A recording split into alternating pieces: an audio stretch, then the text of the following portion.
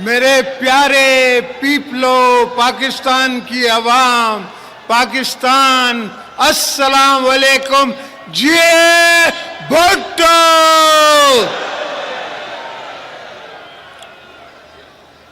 میرے چیئرمین بلاول بھٹو زرداری صاحب، میری فرسٹ لیڈی آصفہ بھٹو زرداری صاحبہ،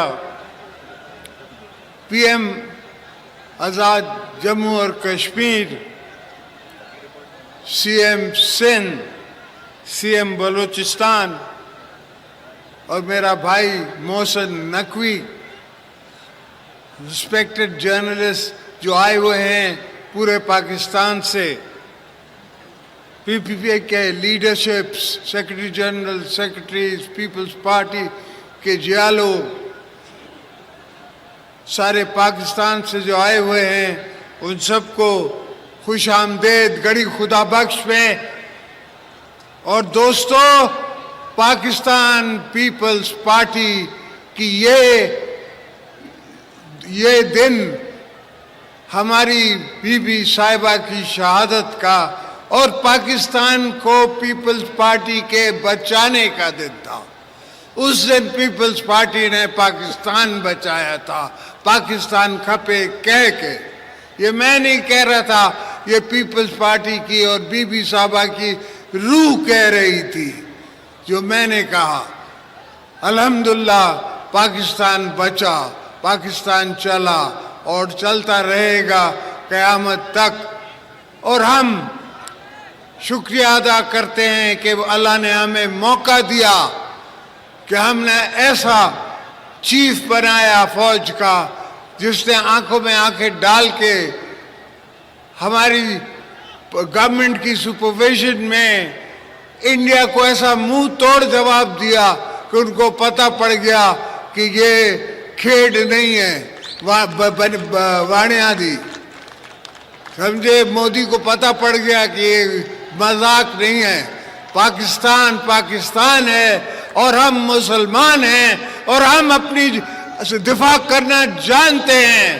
یہ تو شکر کرو ابھی بھی لوگوں نے تمہارا لحاظ کیا ہے، دنیا نے تمہارا لحاظ کیا ہے، اگر نہیں تو پتہ لگ جاتا ان کو سب، ان کے سارے جہاز گرا سکتے تھے ہم، ان کا وکرم گرا سکتے تھے۔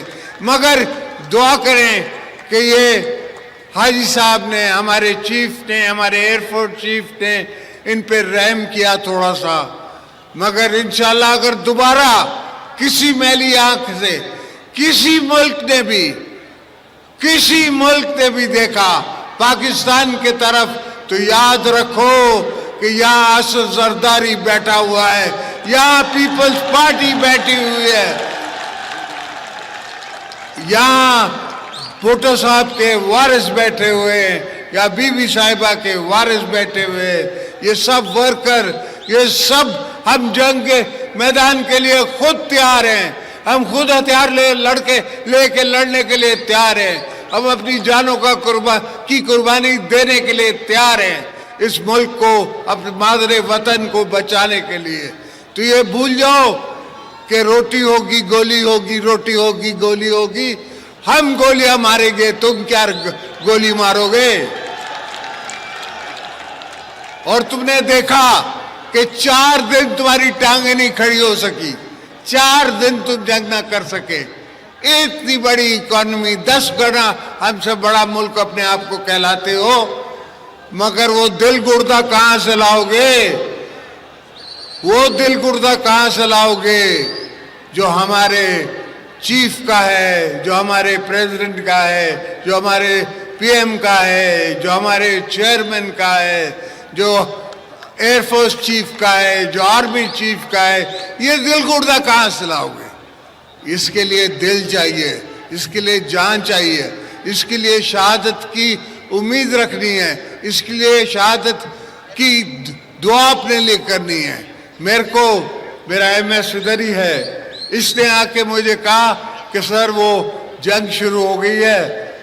یہ ویسے تو میں نے اس کو 4 دن پہلے بولا تھا کہ جنگ ہونے والی ہے، مگر اس نے مجھے آ کے کہا کہ سر وہ بنکر میں چلیں۔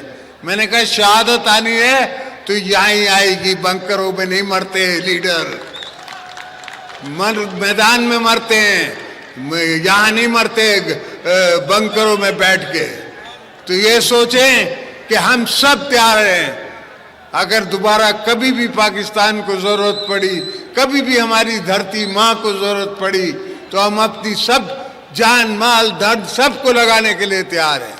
تو دوستو, پاکستان کو سنبھال کے, بی بی کا پاکستان سمجھ کے, ذوالفقار علی بھٹو کا پاکستان سمجھ کے, حضرت قائد اعظم محمد علی جناح کا پاکستان سمجھ کے ہم نے بچانا ہے, چلانا ہے, رکھنا ہے.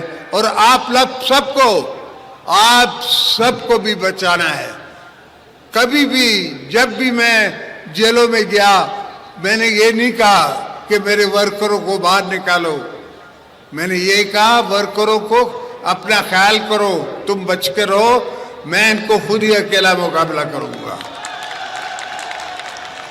اور یہ سوچ, یہ فکر, یہ دماغ, یہ دل مجھے بی بی صاحبہ سے ملتا تھا, کہ بی بی صاحبہ کہتی تھی کہ میں اکیلی ان سب کے لیے کافی ہوں.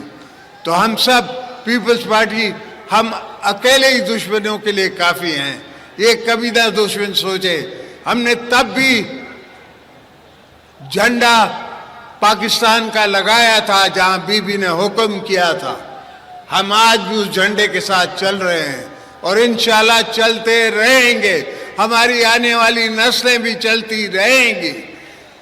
کسی کا دل نہیں کرتا کہ وہ اپنے بچوں کو ایسی جگہوں میں ڈالے جو ہمارے ہاں جنگیں ہیں, مگر ہمیں کوئی ڈر نہیں لگتا. ہم کہتے ہیں کہ ہماری آنے والی بھی نسلیں لڑیں گی, اس سے بھی آنے والی نسلیں لڑیں گی اگر ضرورت پڑی. ہم جنگ کے شوقین نہیں ہیں, ہم کس ملک سے لڑنا نہیں چاہتے, مگر اگر کوئی ہماری ساتھ ہمارے گریبان میں ہاتھ ڈالے گا تو ہم اس کو 2 50 ماریں گے, جس طرح ہم نے انڈیا کو مارا تھا. اب ان کو بھی ماریں گے. جو بھی ہماری دھرتی کی طرف ناسور آنکھوں سے دیکھے گا, جو بھی دیکھے گا, تو ہمارا ایسا چیف بیٹھا ہے کہ ان کو وہ چنے چبا دے گا. پاکستان کی آرمی ان کو چنے چبا دے گی, اور ایئر فورس چنے چبا دے گی, ہماری نیوی چبا دے گی. یہ سب بی بی صاحبہ نے اور ہم نے پہلے سے ہی بندوبست کر کے رکھے ہیں. بھٹو صاحب سے لے کے آج تک ہم اس دن کی تیاری کر کے بیٹھے ہیں کہ ہو سکتا ہے کبھی ہماری ضرورت پڑ جائے, ہو سکتا ہے ہمیں کسی سے لڑنا پڑ جائے. تو اللہ کا فضل ہے, اتنی سوچ ہم میں ہے اور اتنی سمجھ ہم میں ہے کہ ہم پاکستان کا دفاع کر سکتے ہیں.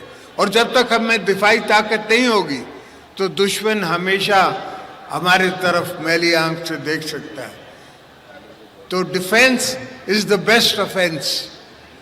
ہم نے ڈیفینس رکھا ایسا کہ اس سے اچھا افینس نہیں ہو سکتا. جب وہ حملہ کرنے آئے تو ہم پہلے آسمانوں میں ان کا انتظار کر رہے تھے. ان کو تب پتہ پڑا جب ان کو سامنے پاکستان ایئر فورس نظر آئی. ان کو تب پتہ پڑا جب کمانڈ دے دی گئی تھی کہ شوٹ دم ڈاؤن.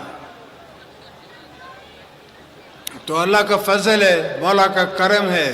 ہاں, ملک کو تکلیفیں ہیں, مسئلے ہیں, وہ آہستہ آہستہ کم ہوں گے, اس لیے کہ ایک بیوقوف آدمی نے 4.5 سال میں ساری دنیا سے ہمارے تعلقات خراب کرا دیے تھے.